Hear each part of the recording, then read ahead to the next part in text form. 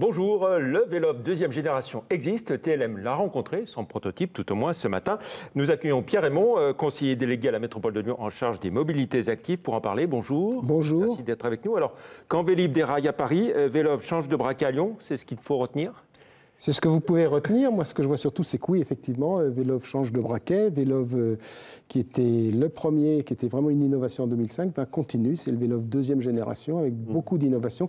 Et puis, surtout, une extension, une densification sur Lyon-Villeurbanne et une extension au-delà dans la métropole. Clairement, la métropole de Lyon a mieux su négocier avec Jean-Claude Decaux, peut-être parce qu'elle était la première à signer ce type de contrat il y a quoi, 12 ans, 13 ans 2005, ça fait 13 ans. Peut-être, oui, qu'on a su être exigeant et puis qu'il y a aussi de la réussite, on le voit bien, puisque en 3 ans, ils doivent en être à 70 000 abonnés. Il y en a ces 3 dernières années, il y a 10 000 de plus ces 3 dernières années, donc c'est assez énorme. C'est plus d'un quart des déplacements vélo sur la métropole, où il y a 100 000 trajets vélo par jour. Imaginez que ces 100 000 trajets soient faits en voiture, plus personne ne bouge dans la métropole. Heureusement qu'il y a Vélov. Donc, vous l'avez dévoilé, donc ce Vélov de la deuxième génération ce matin. Nous allons le découvrir en images à l'instant. Quel changement par rapport au premier Vélov? Quelles améliorations? Techniquement, d'abord, il est plus robuste et en même temps plus léger, ce qui n'est pas une mince affaire.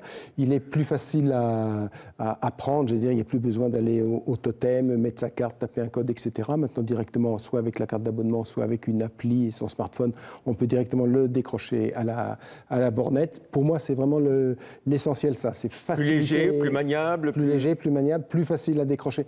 À raccrocher après. On fait en sorte d'augmenter le nombre de bornettes où on peut les accrocher.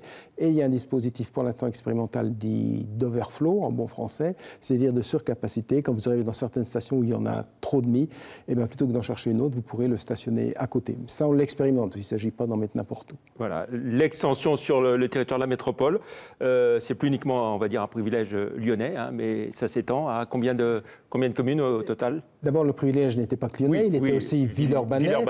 Et aussi Caluire, si je puis me permettre, parce qu'il y avait 3 stations à Caluire. Ben, ça va s'étendre à 20 communes de plus. Donc c'est vraiment une très large extension.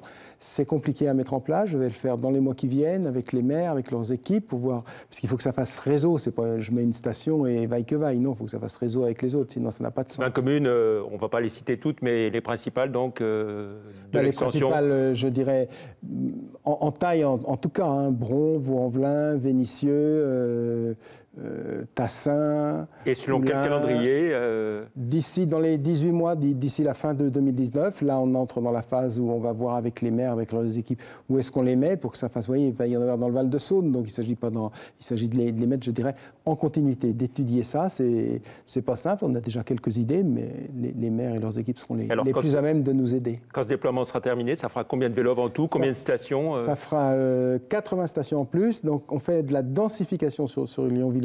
On ajoute 40 stations réparties entre Lyon et Villeurbanne, et puis 40 sur les autres communes, donc ça fera 80 stations supplémentaires, et au total 1000 vélos de plus, donc ça fait 5000 vélos, une augmentation de 25%.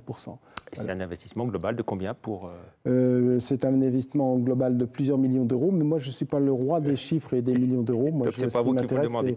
Voilà, Donc combien d'utilisateurs, vous disiez 70 000 70 000. Et puis l'objectif c'est quoi, d'arriver quoi, aux 100 000 L'objectif c'est de répondre aux besoins des grands Lyonnais, de façon à ce qu'ils faciliter leur déplacement. C'est pour ça qu'on a aussi un autre dispositif qui est le My Vélov, c'est-à-dire un dispositif en lien avec Vélov et les magasins cyclables, de location longue durée cette fois-ci de vélos assistance électrique. À partir de quand et puis combien vous allez en proposer? Et ça, c'est d'ici à 2020. D'ici à 2020, c'est-à-dire qu'on commence dès le mois de juin. Dès le mois de juin, il y aura une première centaine qui seront à disposition. Donc j'invite vos auditeurs, vos spectateurs à s'inscrire très vite sur le site de MyVélov pour réserver les premiers, puisque dès fin juin, ils pourront disposer donc à la location mensuelle d'un vélo électrique de qualité, avec, pour ceux qui connaissent, moteur au pédalier, ce qui change beaucoup de choses, pour tester si ça leur plaît. Donc ils essayent 1 mois, 6 mois, et après ils peuvent en acheter un s'ils le souhaitent. Des évolutions aussi sur le site internet, sur l'appli également? Oui, je crois qu'on a oublié qu'en 2005, en tout cas moi en 2005, quand j'ai pris mon premier vélo, mon premier abonnement, j'ai rempli quasiment une lettre écrite à la main, postée dans une boîte aux lettres, ça fait Moyen-Âge quasiment.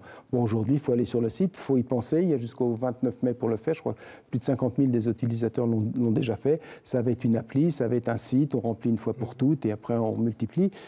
On sera pratiqué le post-paiement, c'est-à-dire ce sera payé en fonction de la consommation si jamais les gens allaient au-delà d'une demi-heure. Voilà, et puis aussi une prime de 200 € pour ceux qui achètent des vélos, hein, en dehors de Velov, bien sûr, et vélo assistance électrique. Exactement. C'est la Kimmelfeld.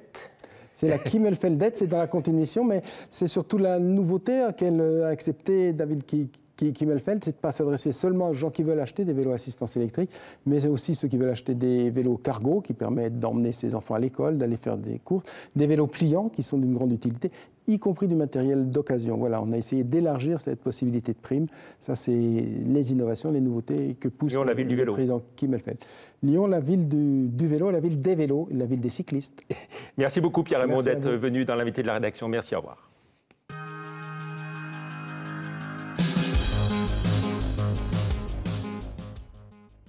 Chaque mois, découvrez une nouvelle